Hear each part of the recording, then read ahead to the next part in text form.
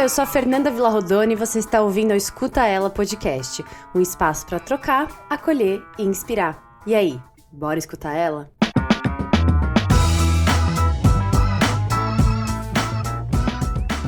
Hoje a gente conversou com a Maya Eigenmann. Se você não conhece o conteúdo dela no Instagram, gente, corre e vai ver os reels, porque é aprendizado puro.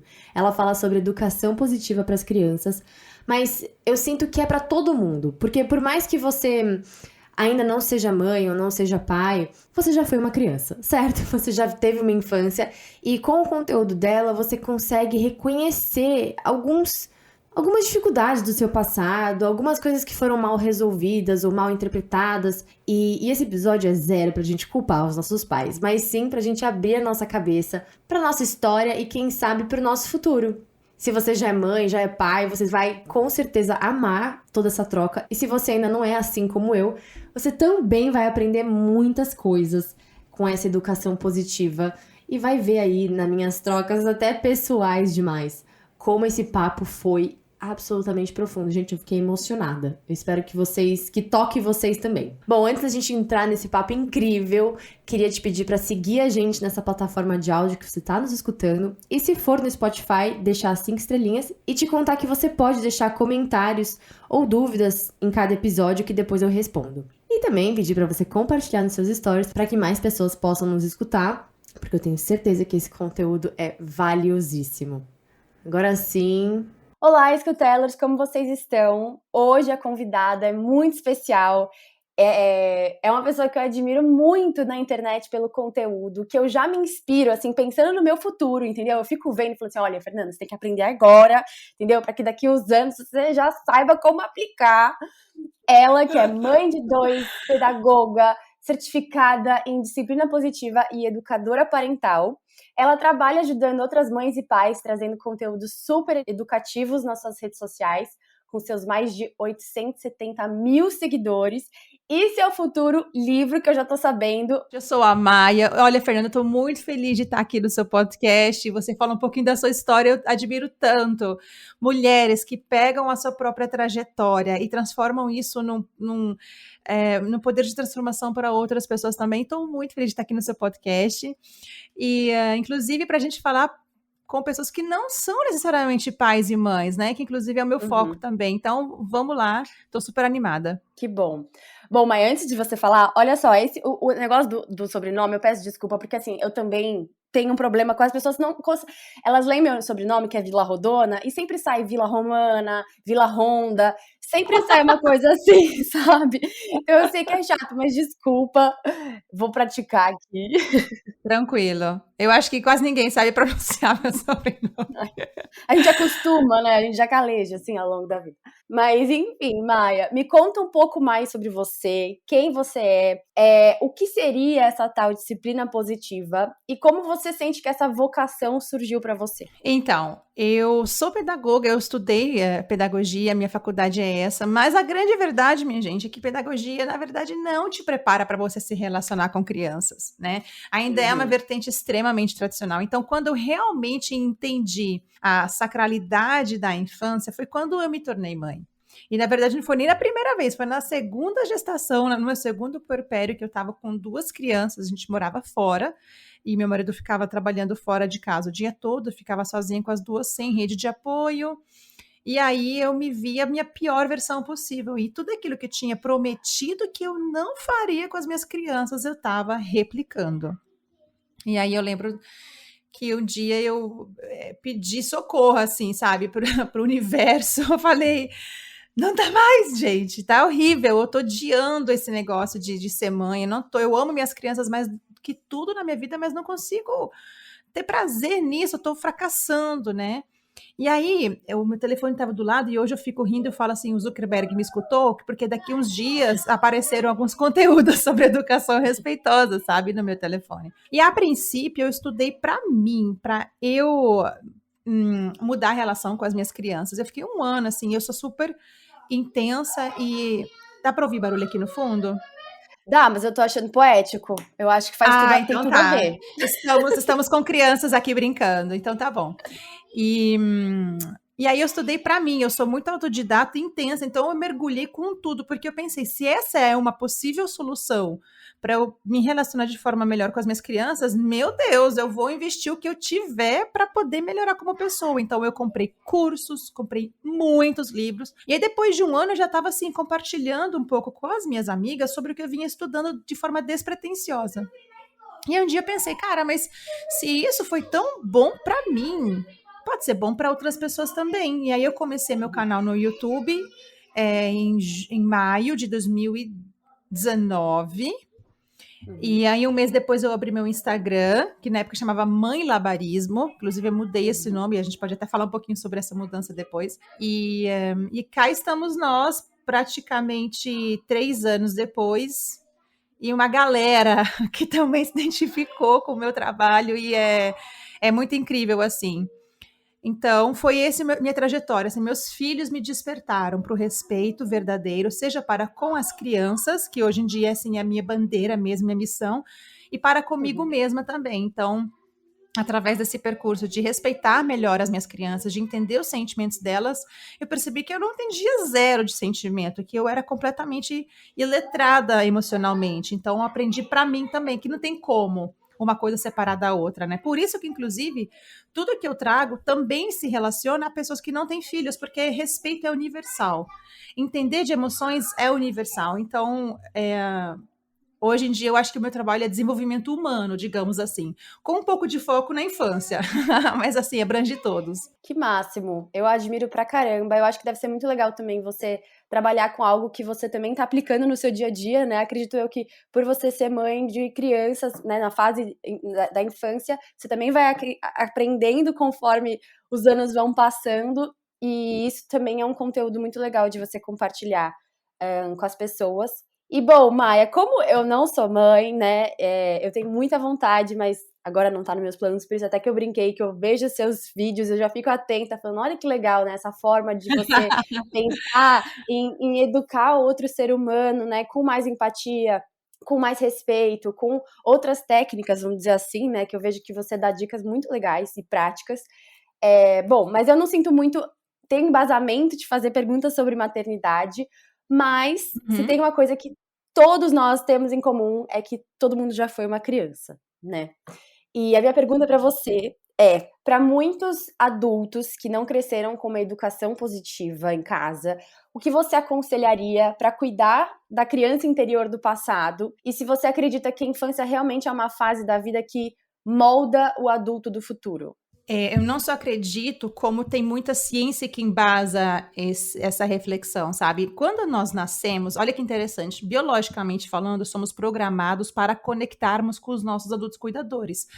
Porque, em tese, esses adultos cuidadores vão nos dar um mapa de como viver, de como sobreviver.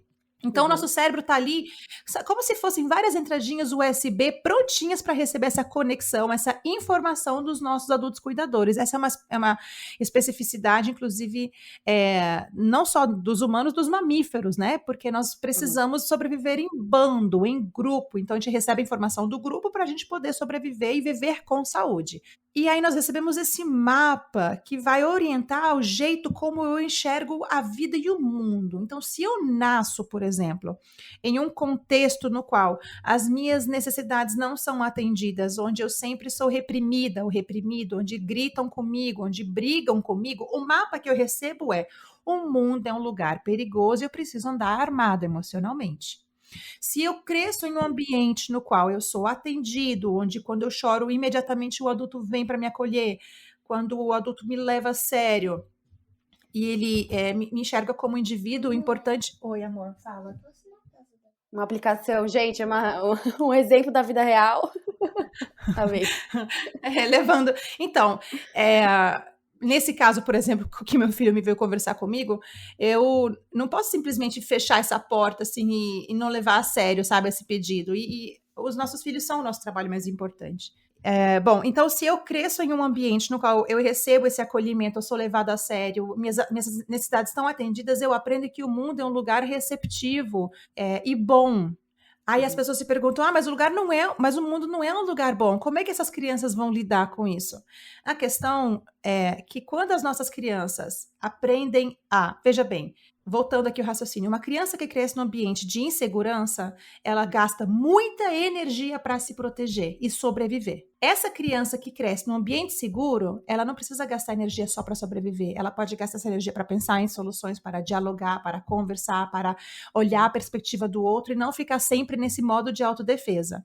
Existe um estudo maravilhoso de 1995 de um pesquisador americano chamado Felitti, e ele fez uma pesquisa com mais de 5.000 pessoas, um estudo longitudinal, e para, inclusive, ver essa questão da infância e vida adulta, como é que essa infância se espelha na vida adulta, como é que ela se manifesta. E aí ele categorizou 10 situações adversas na infância. Então, assim, eu não lembro de todos exatamente, mas, resumindo, tem uma das situações adversas são, por exemplo, negligência emocional, abandono emocional, abuso sexual, abuso físico, pai ou mãe encarcerado, uso de drogas ou álcool em casa. Então, assim, são 10 categorias, e o que acontece é, quanto mais categorias uma criança tem em sua infância, maiores dificuldades ela enfrenta no futuro, como maior risco de câncer, de doenças pulmonares, de doenças autoimunes, riscos de AVC, até mesmo 20 anos a menos de vida. Então, assim,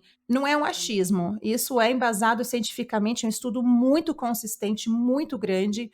Então, mais do que nunca é necessário a gente entender que a nossa sociedade precisa centrar mais na infância. E aí agora você trouxe a pergunta, como é que a gente faz então? Vamos supor que eu cresci com várias situações adversas na infância, agora eu tô aqui adulta toda lascada, né? Toda cheia de... Olha só, eu passei por 6 situações adversas na infância. E assim como eu, inúmeras pessoas têm 5, 4, 3, 2, tanto faz. A questão é que nós passamos por situações difíceis na infância, e agora nós somos adultos e a gente precisa buscar recursos, até mesmo para a gente não perpetuar esse ciclo de violência nas nossas crianças, para quem tem crianças ou quem é professor, quem é babá, quem lida com criança, né? Para mim, esse caminho veio muito através da leitura e da terapia. Então, eu tenho uma autora, por exemplo, que foi transformadora para mim, que é Alice Miller. Foi, assim, uma das mais impactantes para mim. Eu só posso indicar a leitura dela. E a terapia, que no meu caso foi uma terapia específica chamada EMDR, que eu conheci através dos trabalhos do Dr. Gabor Maté e Dr. Bessel van der Kolk, que são, hoje em dia, um dos maiores pesquisadores da área do trauma. E eles indicam essa terapia nos livros deles. Então, eu conheci através dessa leitura e eu falei, cara, então é isso. Por quê?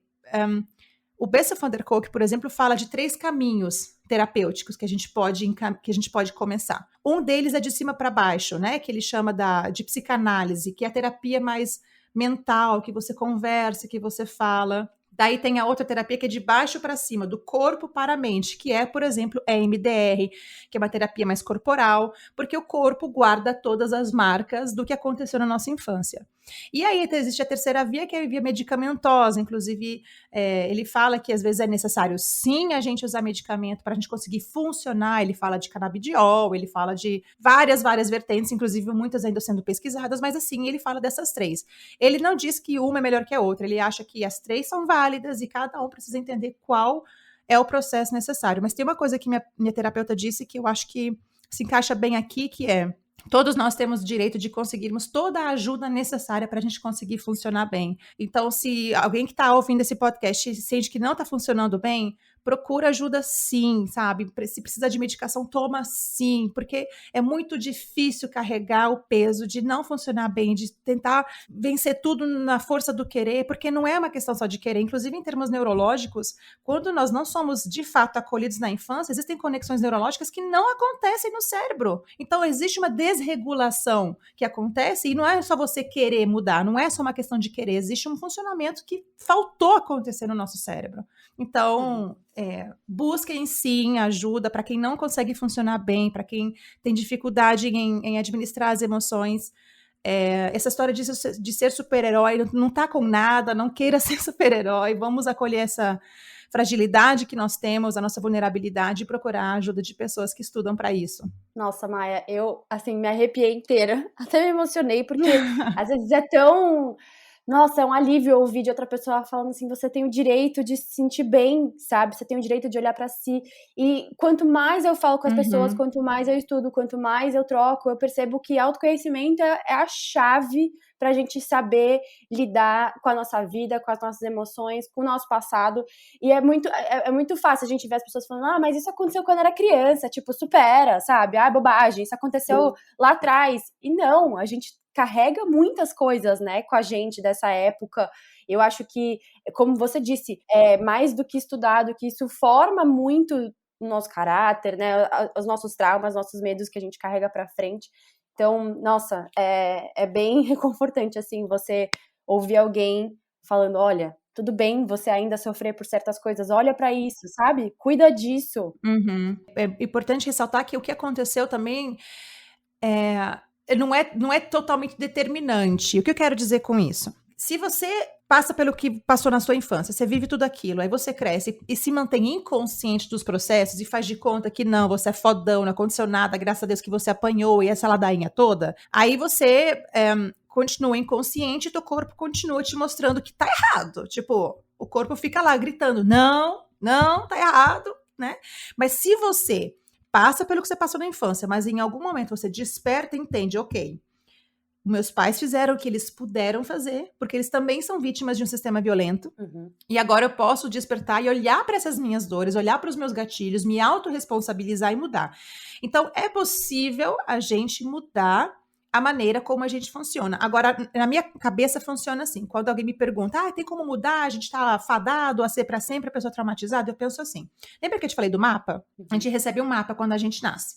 Nossos pais vão desenhando esse mapa pra gente. Eu, para mim, tenho que a gente continua usando o mesmo mapa, mas eu descubro que tem alguns caminhos que não me fazem bem nesse mapa e eu não percorro esses caminhos mais, mas o mapa ainda é o mesmo, mas eu entendo que existem alguns caminhos que são mais positivos e alguns que são destrutivos, e aí eu falo, não, eu já aprendi que esse caminho aqui não me faz bem, então eu preciso tomar esse rumo aqui. Eu acho que é assim que a gente vai se tornando mais consciente desse mapa que a gente tem. Eu acho que, não sei, para mim, nunca vi ninguém falando isso, talvez possa estar errada também, posso mudar de ideia daqui a um ano, mas por enquanto a ideia que eu tenho é essa. Perfeito, muito legal. E assim, eu acho que é interessante como você também traz soluções, traz ideias e traz conhecimento pra gente, não na ideia de criar um ser humano, né, assim, perfeito, né? Imagino que até você que aplica tudo isso com os seus filhos, deva saber que por você ser um humano, também vai pecar, vai errar em algum ponto, eles também vão ter questões pra, sabe, resolver no futuro, e que a nossa intenção não é sim, educar para ser perfeito, né? E sim para diminuir as possibilidades. O dinheirinho da terapia deles, o dinheirinho da terapia dos meus filhos já tá guardado, gente. Eu tenho plena consciência que meus filhos passaram por situações traumáticas comigo, com meu marido, mas a gente tem que entender o seguinte, uma coisa que eu quero falar para vocês sobre trauma, que eu aprendi com Bessel van der Kolk, Gabor Maté e Alice Miller. Trauma não é a situação traumatizante em si, não é a situação traumática que vai gerar o trauma. O que gera o trauma é você passar pela situação traumática e não ter apoio emocional e ficar preso naquilo. Então, isso me dá uma esperança enorme como mãe, porque eu vejo que meus filhos podem passar por situações difíceis, mas eles têm com quem contar, eles têm para onde correr. Mas eu também sei que, pelo menos na nossa geração, Fernanda, dificilmente uma criança vai crescer sem traumas. Talvez daqui uns 100 anos, quando todo mundo vai estar resolvido, não tem mais preconceito, não tem mais racismo, não tem mais homofobia, não tem machismo, aí quem sabe a gente vai ter filhos que, não sei, mas nessa nossa sociedade, com certeza, não é possível isso acontecer ainda. E eu tenho consciência disso. Não nego para os meus filhos a verdade. Jamais escondo que eu já errei. Eu acho muito importante essa honestidade na relação. Até a Alice Miller fala muito sobre isso. Então, assim, dinheiro da terapia está guardado, e a educadora americana L.R. Nost, ela diz, nós não somos pais perfeitos e tudo bem, porque nossos filhos não precisam de perfeição, precisam de conexão, e conexão é o que a gente pode oferecer sempre para eles. Ai, que lindo, amei, aprendo muito com você. Bom, agora falando até de um episódio que eu escutei no seu podcast, que é incrível, super recomendo, gente, que é o iMama. Teve um episódio muito legal que você falou sobre adolescência. E eu não sei, assim, pra vocês que estão escutando, mas essa foi a fase mais difícil da minha vida. É uma fase que eu percebo que trouxe muito de quem eu sou hoje, inclusive muitas das minhas inseguranças. E eu vi um documentário na Netflix também, que é do Explicando, né? E tem um episódio que fala muito sobre o Ai, cérebro do adoro. adolescente. É muito legal, né? E como ele quimicamente ele funciona. E foi até bom eu assistir para perdoar, assim, a minha adolescência muito confusa e muito intensa, sabe?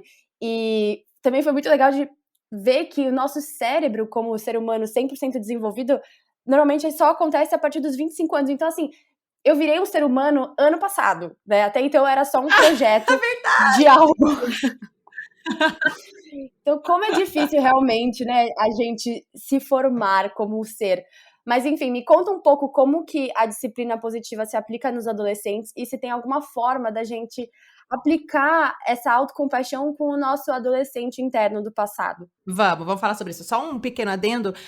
A disciplina positiva é uma das vertentes da educação respeitosa. Hoje em dia eu não trabalho com disciplina positiva em si, eu trabalho com educação respeitosa, que é bem assim abrangente, e não é uma técnica específica. Só para quem tá ouvindo, porque realmente são muitos nomes novos assim que estão surgindo, né?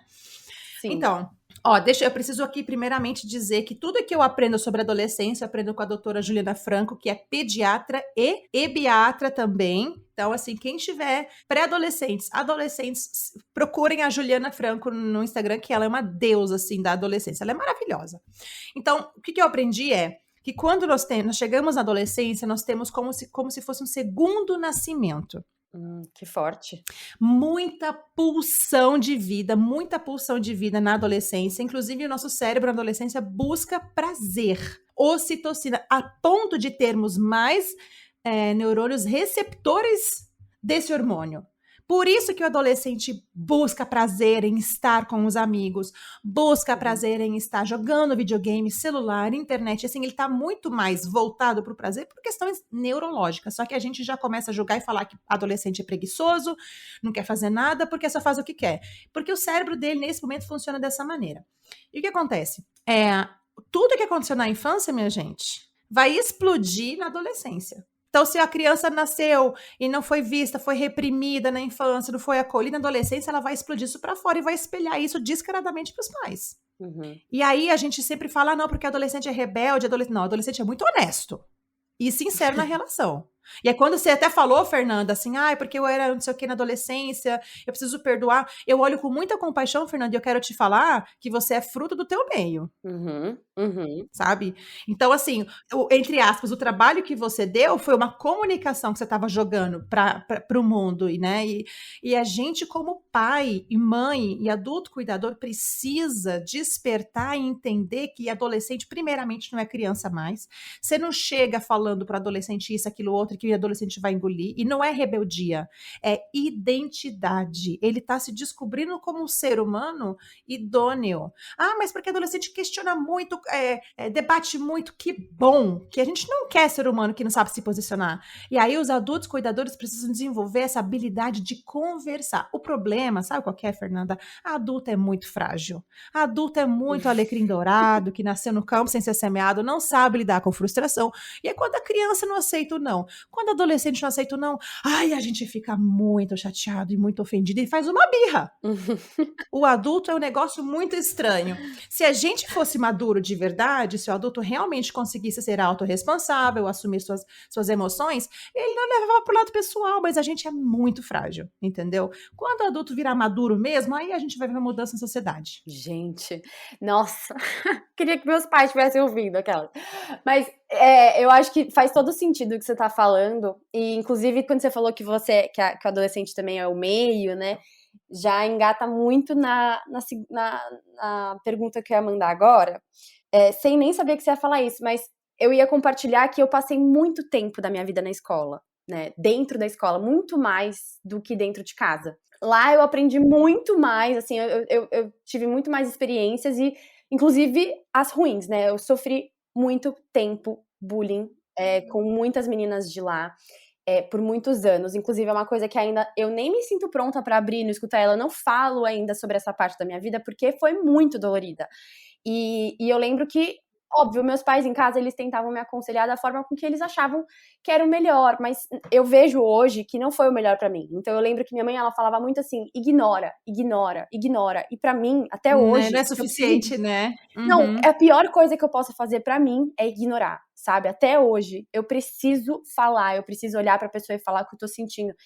E quando você não, se você acaba seguindo o que as pessoas, né, os seus pais estão te falando. Então eu Uhum. me senti muito reprimida por muito tempo de não pôr pra fora. Mas o que eu ia te perguntar muito sobre essa educação positiva é: você acredita que mais tá na relação interna da família, entre os pais, ou que a escola também tem uma grande responsabilidade nessa educação? Ok, vamos lá. Tudo que acontece na vida da criança vai influenciar qualquer interação. Porque, igual eu te falei no começo, o cérebro é feito para receber essa interação.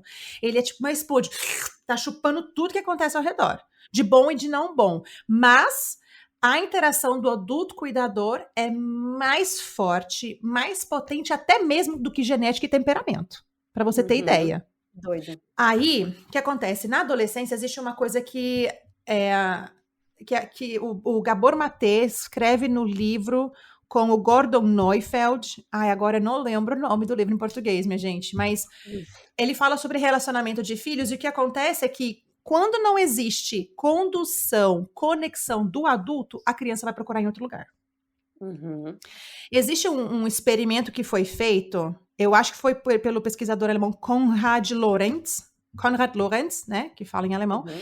e ele queria saber como é que funciona isso do mamífero se adaptar a outra pessoa que não seja a mamãe pata. Aí o que ele fez? Ele pegou ovo de pato, ganso, acho que foram gansos, aí acho que ele chocou, eu só sei que os gansos nasceram, saíram do ovinho e ele foi primeiro ser que que os gansos viram. E o que aconteceu foi que os gansos assumiram que ele era a figura que cuidaria deles, entendeu? Uhum. Ele ensinou esses gansos a nadar, a comer, a fazer tudo. Ele andava, os gansos andavam atrás. Esse experimento é só para a gente entender que mamíferos precisam de condução, porque somos seres sociais e precisamos de alguém que entregue um mapa para gente, para sobreviver. E Uhum. a gente vai se apegar a quem estiver disposto a dar um mapa para gente.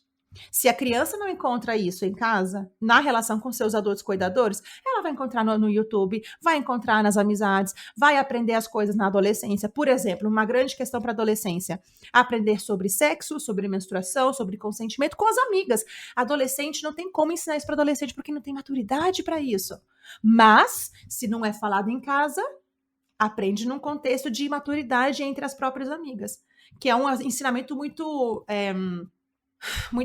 eu não gosto de falar que não é falho, mas tem muita lacuna por falta de experiência mesmo, né? Não dá pra Sim. gente embasar nisso. Então, assim, mais uma vez, não apontando o dedo para os nossos adultos cuidadores, porque eles também não tinham recursos.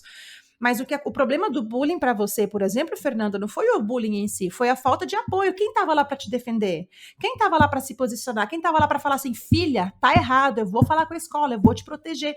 O nosso adolescente ainda precisa, que a gente acha que adolescente já se resolve. Não, ele já tá Uhum. grande, já se resolve. Não, ainda é extremamente vulnerável, ainda precisa de condução. E mais uma vez, se a gente não der esse apoio à condução, ele vai achar em outro lugar. Ele vai achar, Super. porque o cérebro é programado para isso. Uhum.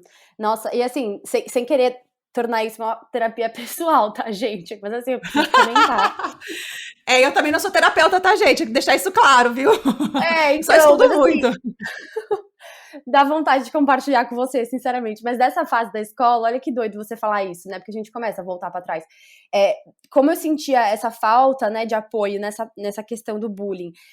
Por exemplo, da minha mãe, que, óbvio, assim, sem culpar ela de forma alguma, porque é isso, com a terapia eu também consegui olhar muito pra minha história, pra história da minha família, pras relações, e você começa a entender algumas coisas, né, de como que foi guiado, por que foi guiado dessa maneira, como foi a história dela também, né. E aí tinha uma mãe de uma outra amiga minha que ela era exatamente aquilo que eu queria. E eu me apeguei muito à mãe dessa minha amiga. E aí a mãe dessa minha amiga, você não tem ideia, assim, do que aconteceu. Ela era basicamente na minha cabeça, uma segunda mãe, assim, eu cresci junto com ela desde os meus, sei lá, 5 anos até os 16. E uma certa vez eu briguei com essa minha amiga, briga de adolescente mesmo, nada demais. E ela foi na sala de aula, 6 da manhã, me tirou da sala de aula, na frente de todo mundo, começou a gritar comigo no corredor, me chamar de louca. Foi uma coisa, assim, muito chocante. Foi muito chocante. Assim, aí eu senti que eu tava perdendo uma mãe também, entendeu? Então isso me fez ter uma dificuldade tão grande de confiar em mulheres. Eu tive essa dificuldade por muito tempo. Eu achava que nenhuma mulher conseguiria ter uma relação forte comigo, sabe? Até vinha. Mas assim, tudo muito inconsciente, né? Porque você não consegue perceber isso até você fazer terapia e olhar realmente pra tudo isso. Você só começa a ter comportamentos. Gente, olha só, eu fico falando desse negócio de infância, o povo fica assim, às vezes, ai, mas tudo acontece na infância, meu Deus, que coisa chata. Se vocês tivessem ideia, assim, dos benefícios de uma relação de qualidade, cara, primeiro que o governo gastaria muito menos com questão de saúde, com prisão, com problema de comportamento, até mesmo a pandemia não tava esse caos que ficou, não falo por causa do vírus, falo por causa de gestão política mesmo. Quando nós educamos nossos filhos com respeito, a gente cria, minha gente, uma imunidade emocional. Não quer dizer que os nossos filhos não vão sofrer nunca. O que eu tô falando é que eles vão se recuperar muito mais rápido de situações frustrantes. E a gente não consegue imaginar como que isso mexe até na genética das nossas crianças, nos hormônios das nossas crianças, no crescimento, nos neurônios deles. É fisiológico. Então, quando as pessoas me trazem relatos como os teus, Fernanda, assim, e me contam, porque quando eu era adulta, eu entrei num relacionamento abusivo, porque eu entrei nas drogas, porque eu passei por bullying, e eu sempre falo assim, minha gente, vocês todos são frutos de um sistema extremamente violento, porque os nossos pais também não receberam esse acolhimento, nossos avós não receberam. Imagina às vezes eu gosto de fazer esse exercício, sabe, de fazer uma viagem no tempo, imagina a nossa avó, em que contexto ela cresceu? Uma mulher no começo, sei lá, nos primeiros anos do século, ou do século anterior, ou no meado do século anterior, regada de machismo, não tinha nem como ela desenvolver uma fala de defesa. Isso passou para as nossas mães. A gente está despertando hoje muito porque a gente tem algo que nos impulsiona e nos abre a mente, que é a internet. A gente tem acesso à informação que a gente não tinha antes. Eu faço terapia pela internet. Se não fosse a terapia pela internet, eu tava lascada, entendeu? Nossa, nem me fala. Só pra gente... Então, assim, a gente tá num momento que a gente também tem que ter muita humildade de reconhecer, assim, estamos num momento de grandíssimo privilégio que os nossos pais não tiveram, nem os nossos avós, nem bisavós e por aí em diante. E é isso, assim, da gente precisar também, quanto adultos, olhar, né, pro nosso passado e chorar o que às vezes tem que ser chorado, né, lembrar o que tem que ser lembrado. Eu me sinto muito privilegiada também de, aos 26, conseguir ter olhado para tudo isso, porque eu acho que tem tanta gente que demora tanto tempo, né, para conseguir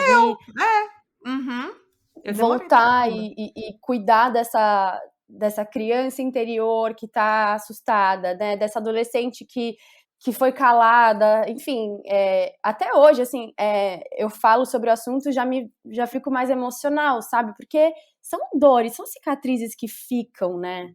Alice Miller fala de um processo que foi muito importante para mim, que é da gente passar pelo luto.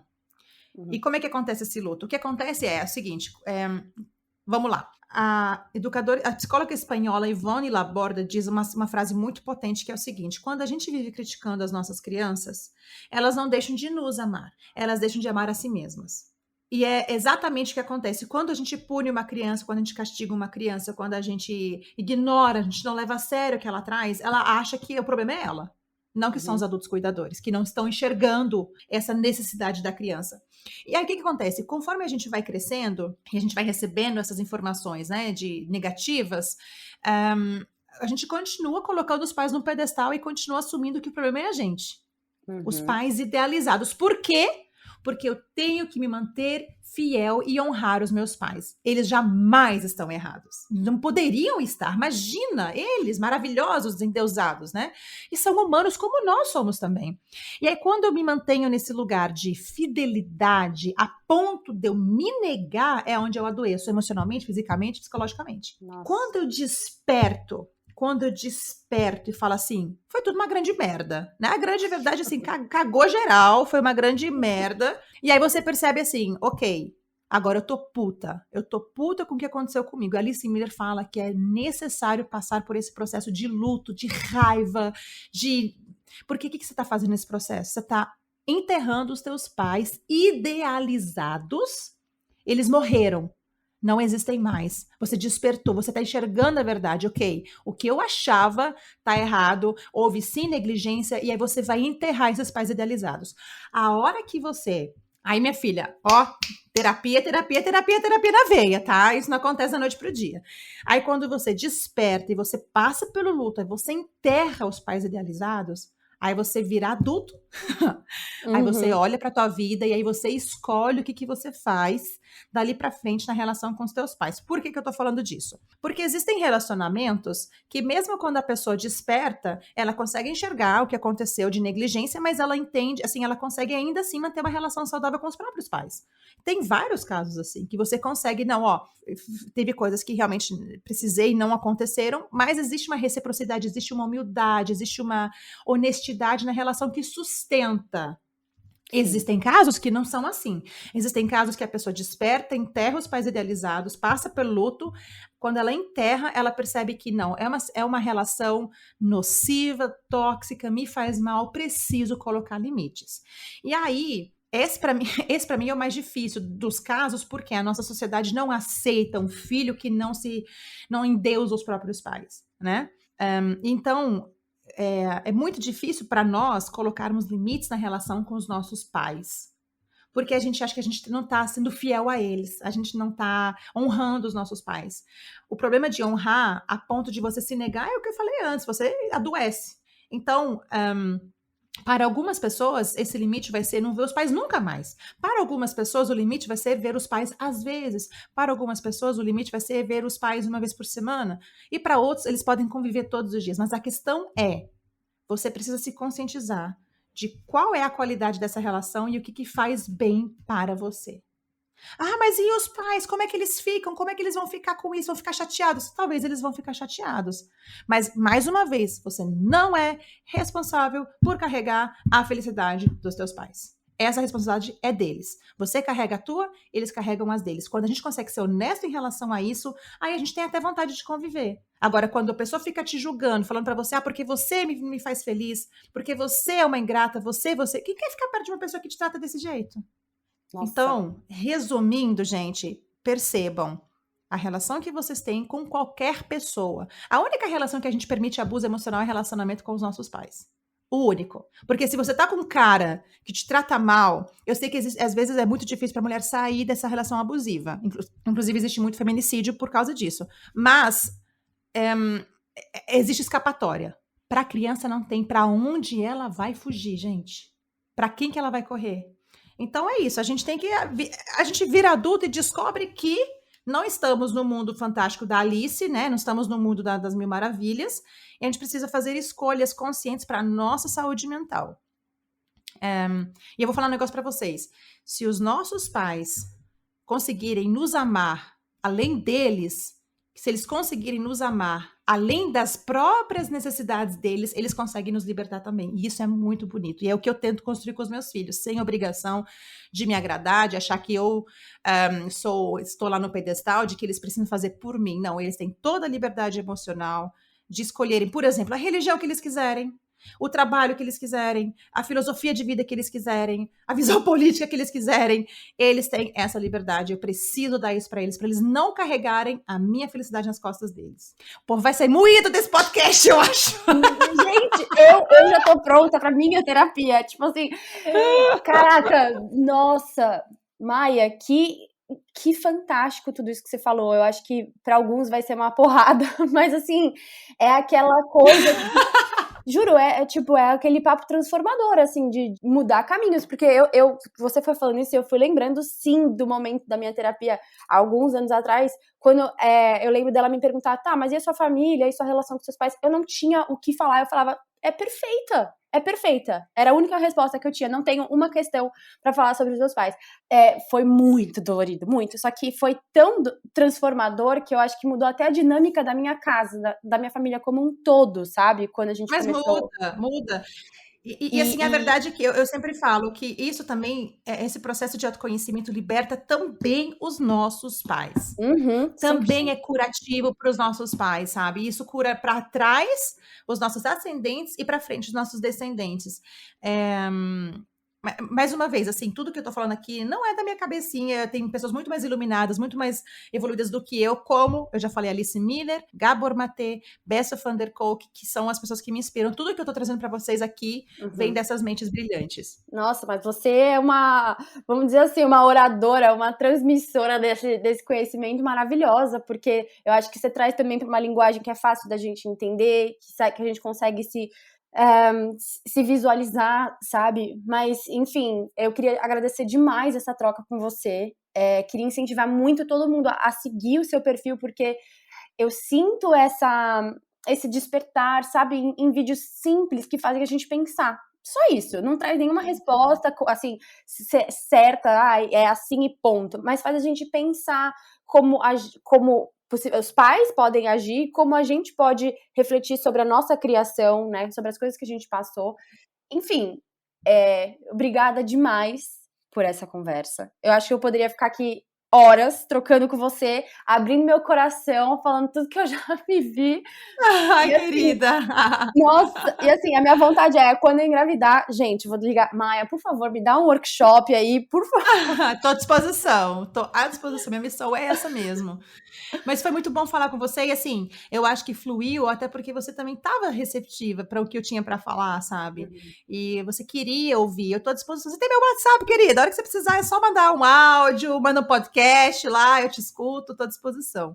Vamos fazer agora um bate-bola, rapidinho, pra gente dar uma aliviada Eu sou também. péssima com essas coisas, tá bom, vamos. Vamos lá. A pergunta também não é tão levinha assim, mas vamos lá. O que a Maia de hoje diria pra sua Maia criança? Já fiz isso, tá fácil, ok. Eu já disse e digo pra ela que tá tudo certo com ela, que não tem nada de errado com ela, que ela é ótima do jeito que ela é, que alguns adultos não conseguiram enxergar quem ela é de verdade, mas ela é tudo de bom, ela é maravilhosa e não tem nada de errado, ela não é um problema. Que lindo. Se todo mundo pudesse falar isso pra cada um, né? Bom, complete a frase aqui pra mim. Cuidar de uma criança é... revolucionar a sociedade. Uau, que forte. O melhor momento do seu dia é...